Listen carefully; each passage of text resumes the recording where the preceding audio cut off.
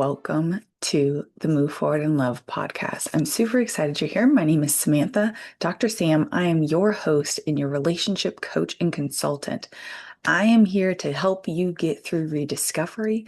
I'm here to give you support as you are looking for your next big move in life. I am here to support you in between those blessings in life, love, and business. And so I'm super excited because most people are single-faceted, whereas I'm a very multifaceted person. And so there are 8 types of relationships, there are 8 types of love, and I'm here in this podcast to do it all. So today, I want to talk about how people are so different. And this is the thing that always got me. We're all with ears, nose, mouth, a head, hair, all these options, but we all look so different. Someone might not have an ear fully developed. Someone might not have their hair right now. Someone might have lost eyesight, but we all come with the same options of components, but we all look so different. And in those different looks, we also have different habits. Some habits are very, very annoying. Some habits are very gross. Some habits take us from our lives. Some habits just improve us drastically. But in your situation, what are you doing? What are your habits? How is your rediscovery going? How do you understand life? These mental thoughts are actually also different. Most people don't realize how different we are, but truly on the other side, the underside, the subconscious side, the spiritual side, we are all the same. We are individuals here on a mission to do X, Y, or Z, and we are experiencing life through emotions. We bond with other people so that we get a clear understanding of what we're supposed to do, how to relate to each other, but we're also put through tests to elevate ourselves, to refine ourselves, to ensure that we're becoming closer to God, closer to our spirituality, closer to what we're supposed to do. Our being here makes an impact on this world, and that impact on the world creates a ripple effect into what the world should be. See, I think because we have an ever-living God, anything can change at any moment. If he wanted to change the Bible, God can go and change the Bible. Meaning, say the book of Revelations is the last book. If God doesn't want Revelations to happen, it doesn't have to happen. The holy book is holy because it's inspired by God, not because it's that. So just like when the Jews believed in God and Jesus came and things changed, in my opinion, if the end of the world comes and God says, I don't want it to end that way today, he can change it. And it will create an entire new shift in the world. And some people don't like that, and that's fine. But think about the potential. A loving God who consistently can change, I said almost went with manipulate, consistently manipulate in a positive fashion things that are happening. Now, if you're struggling and you're going through a hard time, you're like, well, why would God put me through this? Well, how tight are you clinging to God? What are you trying to be ripped away from? What redirection have you been refusing? All of our differences, all of our different mindsets, all of our different appearances impact these things that we do. I think that as a relationship coach and consultant, my biggest difference and most exciting thing is the consultation that I give. The consultation isn't like hey, glad you came. I can help you. Let me just understand it. No, the consultation allows you to walk away with something, to walk away with a plan, a literal starter pack on how to change what's going on. And a lot of people, through all of our differences, don't want to change. They want life to be their way. They want it to work out that way. Some people will never be serious. Some people will be way too serious. Some people will just be negative. Some people will be overly positive. Some people will think that God doesn't exist or that he's fake or that Satan is better. These are all the differences. But remember, we are all still spiritual. So what happens is that we lose our rediscovery because we focus on the wrong things. So rediscovery is something that tells you that you can still live your dreams. Rediscovery is you're not alone. Rediscovering is you can love life and your past is a path. So what are you doing with it? Today, I want to explore more of what you can resolve as a person, as a parent, as a husband or wife, boyfriend or girlfriend, if you really just accept who you are and where you've been. Many times we have a plan. So I was doing a Bible study and I'll show you. I was on Ezekiel 43. You can't see that, can you? Nope. Ezekiel 43. And I was in verse, where is it? 7, and I went down to 11. And the Bible study was really showing that when we are starting a relationship with God, with the spiritual aspect of who we are in the world we live in, there will be a lot of things you have to leave behind. There are a lot of things that will have to be dead, like obsession with name brands or addictions. Maybe it's even not wanting to be a family person when you created a family. You're going to have to set those things aside and let them die. Begin praying, begin communicating with God, the universe. To me, they're the same. And you have to walk through this doorpost. You have to move forward. And see, I love it because the podcast is called Move Forward in Love. You have to move forward into love because God spoke the word into existence, the world into existence through his words of love. He gave his son of love to the world and continues to want us to share love, which is the ultimate guiding principle of the universe, right? If you don't know about the 8 levels of love, please go to my website and download that free guide. It's in there and it actually breaks down a lot of why you could be where you are and a beautiful supplement to the consultation. But going back to the verse, you have to walk through this threshold because what happens is if you stay where you are, you can't move to where you ought to be. So it sounds really simple. If your feet don't move, if your heart doesn't move, you can't go anywhere. And so when you start to allow these things, negativity, addiction, all those other things I named, and you allow them to hold you in place because, well, if I go over to God, if I start praying, I'm going to become a different person and people are going to want to hang out with me, or who am I going to become? What about all this stuff I've been holding? Won't it, you're supposed to forgive people. Who am I going to be? All of these questions arise and they actually stop a lot of us from making a buttload of progress. And I'm here to tell you that when you get to the other side, um, you're still there. I did it. I had loss of self. I had to go through healing. I still get triggers. I have to process them, but you still move on. And when you cross from that threshold of the dead things into this threshold of life, when you cross that threshold and you find love, you move forward in love. You can't see when you give love, love is destroyed. So when you turn around to go get it, it's not going to be there. It has to be recreated in the present. So as you walk through, the light and the energy creates new love. When you walk through that threshold, that wall of separation no longer allows you to be alone and unloved, but now you can dwell with God in love and a new spiritual relationship, which is amazing.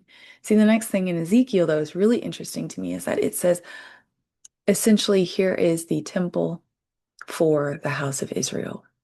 And on a superficial level, it just looks like he's talking about this temple, but in my head, God just told me, like, translate it to life. God gives us life. He gives us this plan. He says, here's life. You're going to be great. You're going to do stuff in it. And what happens is we get caught up in the curse that Satan was given in the garden, which is that he will nip at our heels. Time will nip at our heels. Time will cause us to worry about the present only, present being the disappointments, the lack of things we're doing, the ambition that we have, and the feelings of guilt and negativity. Those things are what we harness on. That's the time that nips at our heels. That is what causes us to say, I'm not doing as good as I should be. Run, not just move, run towards the next thing. And we forget to move through that love that we've already established. Now, when you're running, you can't pray. You're out of breath, right? When you're running, you can't focus on anything but you because you're hustling, right? When you're running, you are aiming for a goal and you don't see the invisible string or the string that's at your ankle level and you trip up and you fall. God gives us a plan for our lives. He sets dreams in our hearts and our minds. And when we are moving too fast, we won't be able to get there in a proper way. Everything is given in portions. You can't get life as a full blanket and be like, oh, this is great. Our self-worth doesn't come from one event. We have to continuously earn it, regain it, redo it. And that's where the big difference comes in. When we get the temple of the house of Israel, the outline of how to live, we will go in and we will say, this is supposed to happen, this is supposed to happen, this is supposed to happen. We will go in and decide for ourselves how to measure out this temple of our lives, of our being. And as we're running to do that, we forget to walk in love, to move forward in love through prayer, through pacing, through, what is that word? A soothing sensation of peace. And then God has to shame us. He's got to trip us up. He's got to stop us. He has to let us know this is not it. And a lot of us get that shame and guilt. And instead of saying, oh, let me just walk again, we say, I'm embarrassed. Let my ego take over. I just fell in front of the world. And now I'm embarrassed everybody saw me. Everybody was looking at their own path. Everybody was focused on them. 9 out of 10 people probably didn't even see you fall in life. It's us who puts it out there. And that's how it's seen. And so when we decide these things, when God allows us to try and create all these plans, he's like, that's not what I brought you here for. And you're like, yeah, this is it, this is it. He's like, no. And he tries gently to share. And we are so focused on how we are going to execute this. That's when you start to resent things. That's when you start to think, man, I made the wrong decision. But it's one other way that you can think of it. It's, man, what could I actually do instead? All right, this is a no, but what can I do to change it? What could I be drawn to? What has been the path of most resistance? And also look at the path of least resistance and try them both out. Now, you're going to resist and you're going to get a door slammed in your face. Just turn the other way.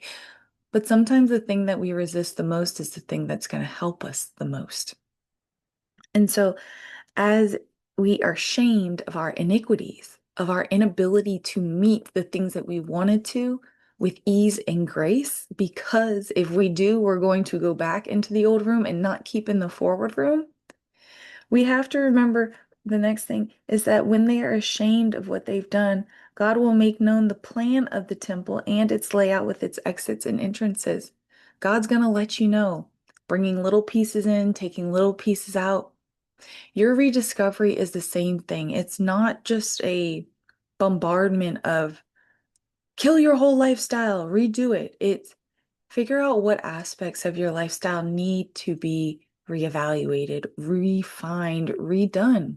What aspect of your brand, what aspect of the way you love and you are loved needs to be done again? These are options. We don't have to sit in what we're doing in unhappiness.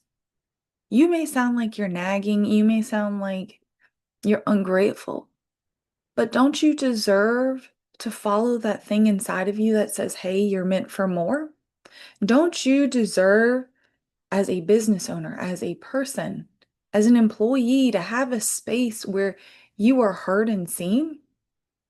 Why have we subjected ourselves? Why have you subjected yourself to accepting less than that? Sometimes we have to, and I get that. But when it comes to the things that you can actually control, why aren't you choosing you? The world will not crumble because you took a day for yourself. The world will not crumble if you stand up. Your friends may leave, but guess what? Do you really want those people who weren't trying to help you be the best version of you outside of the box that they thought they may have had for you? We fit in a box so many times that we forget that we were given our own box. I've done it so many times where I want to fit in, but my being biracial is an issue. I want to be loved, but I don't know, my standards aren't going to let it happen. One time somebody kept saying scrimp instead of shrimp. I couldn't stand it. I could not move past that fact to the point that I couldn't try and pursue it. And if you have a standard like that, be proud of that. If someone says you have high standards, let them be high. Why should we not expect people to be able to meet standards? They change themselves in their hair, in their makeup, in their clothes, and their outings, and their focus in life. We change so many things. Why is it when we want something that people shouldn't change? And it's not a selfish, one-sided thing. It's not saying it's my way all the time. It's not saying you will never get your way either. Excuse me. It's just literally saying that why should we not pursue people who meet our standards? I've been told, well, you need to use a lower vocabulary. My vernacular is here because I went and pursued it. And you do the same. If you want people of a certain caliber, then stand at that caliber. It's not forbidden. See, if I stand at the vernacular, or if I stand at the vocabulary, or if I use the words that people understand, which person do I relate to? Which one is going to be a better fit? Which is going to create a sustaining relationship? Which is going to help me elevate? When you're around people, you learn. You are being guided in new ways. So you have to understand that these choices are important. In your rediscovery, losing things exiting your life and coming in are not coincidence. Literally, this life is not a coincidence, but it's a helpful thing. It's that entrance of point to help show you the way. If God keeps showing you school, go to school. If God keeps saying, you really probably should stop drinking. I think you got a problem. Look, you're doing all these things. You hate yourself. Look at it. That was me. If you're ready to love and you realize that you aren't getting it, something's not working, you're very protective of yourself, you're not letting walls down, look into it. We're all scarred. Remember when you're running and that line trips you up and you fall and that ego hits and you think, oh my goodness, I'm so embarrassed. Everybody just saw it.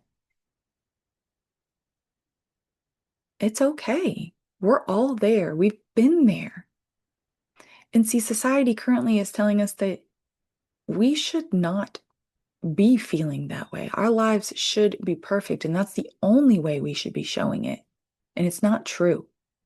It's not true because that's where the disconnect comes. And the point of life is that we connect. We move forward in love. We share our issues, we share our struggles because that's what bonds us. The intangible emotions, the intangible experience, the spiritual, the light-based, love-based experience is what bonds us. That's what we share in stories. I went to the store, let me tell you, it was crazy. It's not, this shirt made me feel so good. No, it's the response. This girl told me my shirt looked nice. I felt good about myself. The physical is a tool to help you with the spiritual. And so, with this temple of life, with this house of Israel, yourself, your being, as we keep trying to make things work, it doesn't always. And that's okay. So, how do you find happiness? How do you know what you deserve? You need to know where you want your legacy to end. You need to know who you want to be, and you need to redefine. I personally have a blog. I talk about loss of self a lot because it's a big deal. Being spiritually dead, being thirsty for life, being hungry for God, these things aren't just put in your heart for no reason. I've got this podcast. I have a music station on YouTube as well. I have the Bible rave. I have tons of things, and I'm just one person.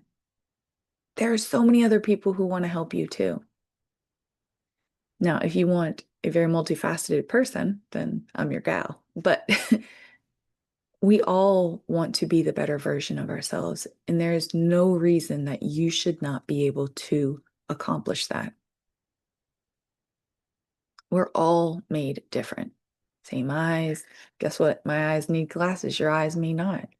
I almost went deaf when I was a child. Maybe you are going deaf. Maybe your brain's going bad. Maybe your parent doesn't remember you.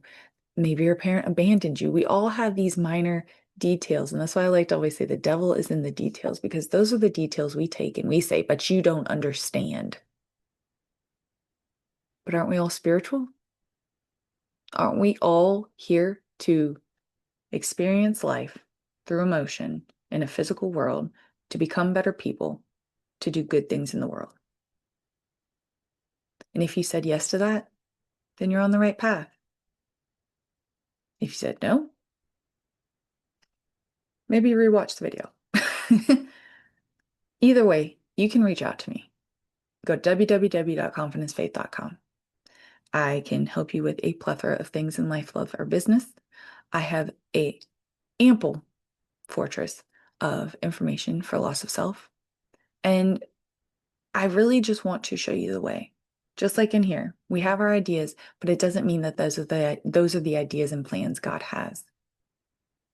Creating a relationship with yourself, with the life around, with people you love, helps heal broken love.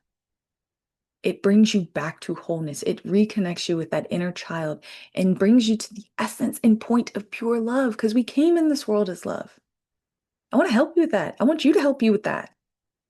So whatever you need, www.confidencefaith.com. I want you to reach out to me. I want you to check out the services. You know what? I'll even put some links in the description below. Like, subscribe, get more of this content, because we all need to be encouraged and supported in between the blessings and in the rough places in life. And I'm here to help you do that. So I hope you have a wonderful day, and I cannot wait to talk to you next time. Bye.